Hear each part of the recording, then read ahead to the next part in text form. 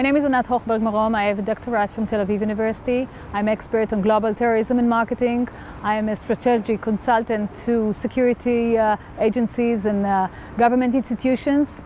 I have rich academic degrees, background for academic degrees, and I conducted a research regarding how does Al-Qaeda market itself on the internet and in the international media. Currently engaged in a project that research that check and analyze the marketing strategy of Daesh on the internet and in the social media. Very interesting.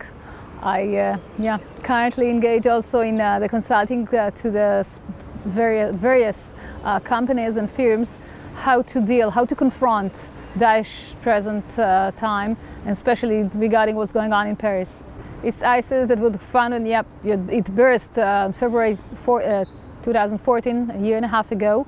If you take like a startup who ages only 1 year and a half, it's a huge game changer in the political arena here in the Middle East especially, and it burst to the worldwide public opinion and public and worldwide media, and it changed many, let's say, it has huge motivation and capabilities and multiple resources to make systemic changes in the Middle East. They have a very tough competition between Al-Qaeda and Daesh. They compete not only on political theaters and arenas, but also on the public attention. That's why we see the third time that terrorist attack in Paris. That's why they compete between themselves, but also they cooperate between themselves on very local or operational operational zone.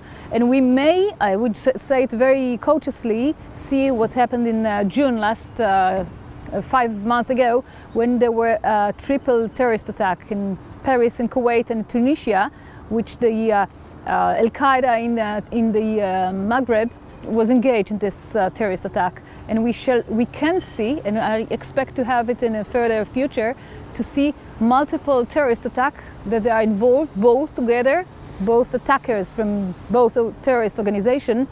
Once they are, on one hand, they compete between themselves, but on the other hand, they cooperate. That's why we cannot expect where it comes and what is the next step of them both. The main base is still in Afghanistan, Pakistan. There is the headquarters over there. The Zawahiri is the head of the Al-Qaeda. But today we can figure out that Al-Qaeda in Yemen is one of the strongest, and the threat is from Yemen. And another one is the Al-Qaeda in Maghreb, in Algeria, in Tunisia, in Libya as well, which is very strong and becomes stronger during the last years. On the other hand, we shall also see that Al-Qaeda is under the radar, is not in front of all the, the theater, what's going on in social media. They are, I would say they are going underwear. They are going to the background.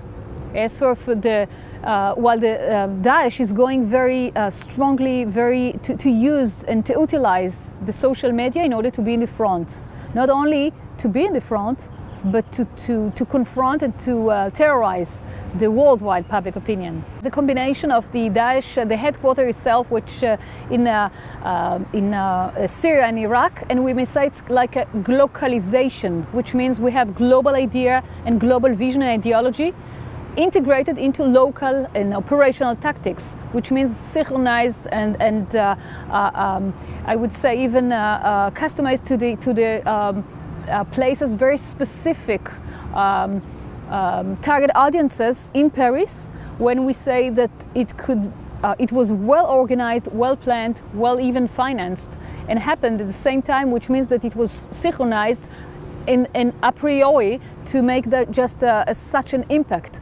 Which they mean, what I mean is here is also it's a kind of low-tech and integration with a high impact. And when you just integrate both of them and using the marketing strategies in the social media in order to have the maximum attention and maximum impact on our soul, on our public audience in the West, this is their way of paving their way in order to be a successful global brand.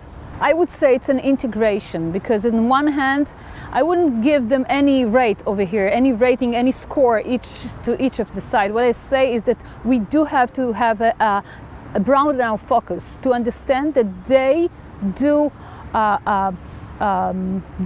mobilize the target audience here. They do mobilize very, I would say, brand new sympathizers and members to the organization, to the terrorist organization themselves, because they have immense power, capabilities, and you know, technological and financial and human. And people come from a lot more than, you know, not only from the West. They come from 90 countries and more to this huge magnets, like you know.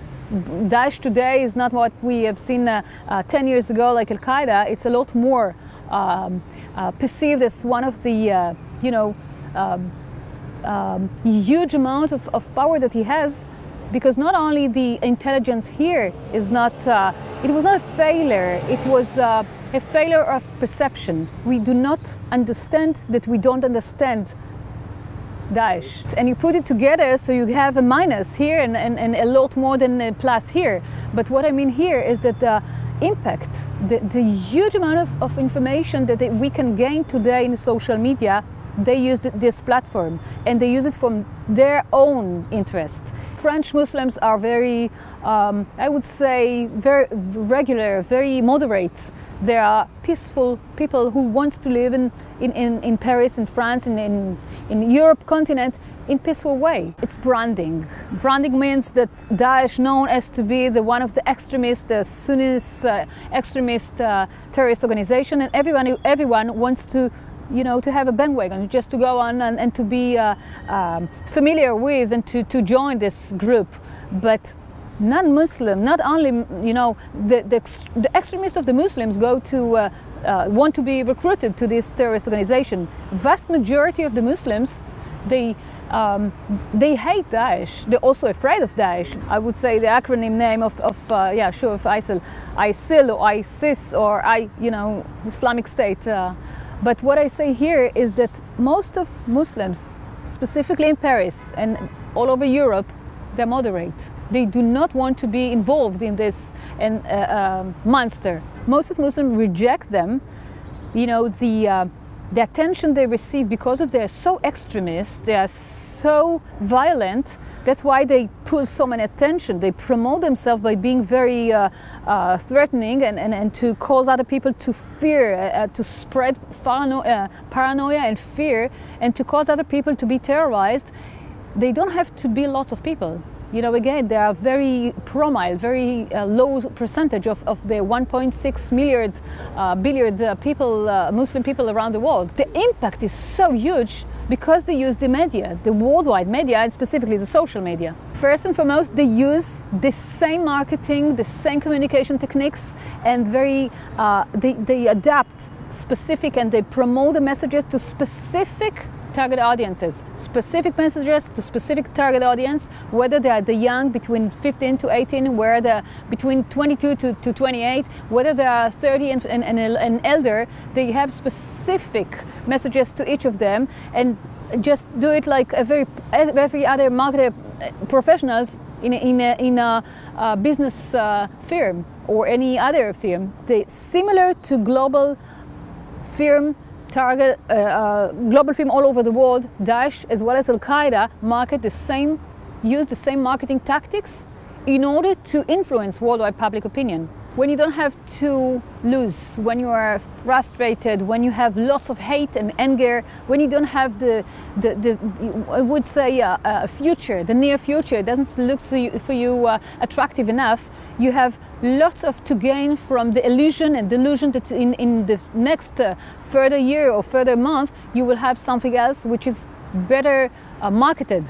Which I mean that they do sell dreams, illusions, power of extreme power of nothing, because the day after, when they arrive, when they are recruited to Iraq and Syria, and when they are arriving over the theaters, they don't know that there is no way back. This is the black time, which means that the dead end is is near. But as compared to the Western teenagers, which used to have democratic values and they can have the option to choose whatever they want, Al-Qaeda and Daesh do not promise any spring or any future which could be comparable, because they market the hate of the principle of hate, of death, not of life.